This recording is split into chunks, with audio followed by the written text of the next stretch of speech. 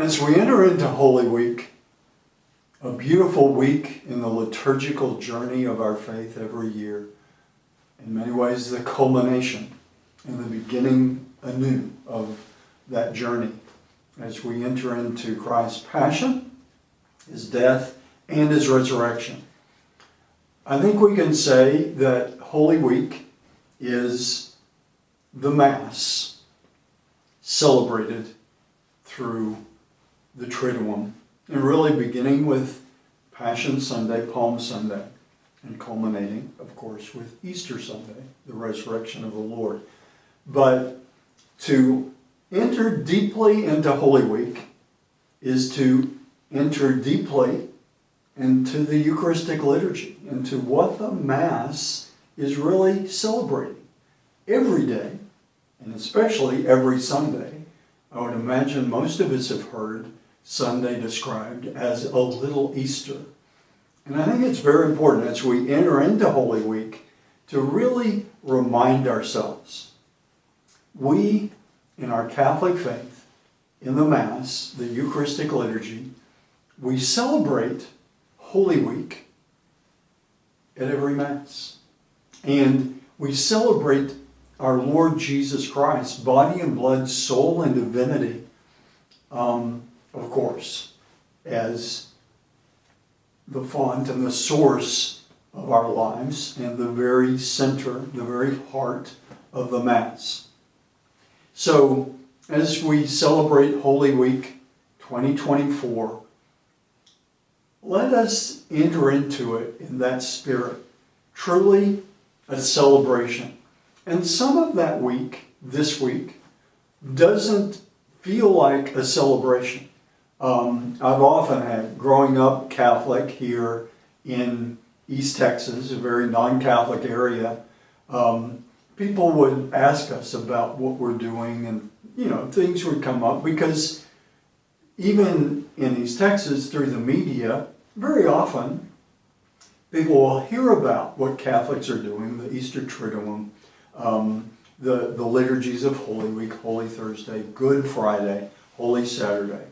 And what comes to mind is I keep using the word celebrate, which I think is appropriate, but it goes deeper than just, well, let's have a party. This is wonderful. It's an acknowledgement, a allowing to resonate. It's a deeper kind of celebration.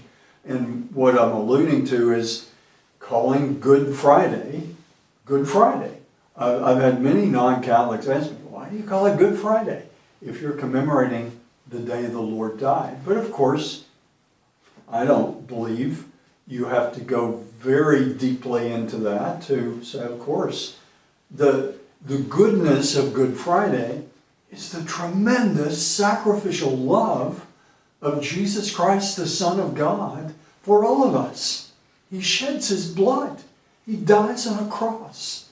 And that is not where his story ends. All of that is caught up in Good Friday. All of that is caught up in every crucifix that a Catholic sees.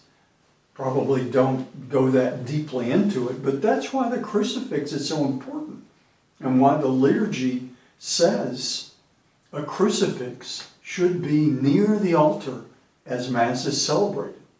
I do that even as I travel around now and very often celebrate Masses in a home.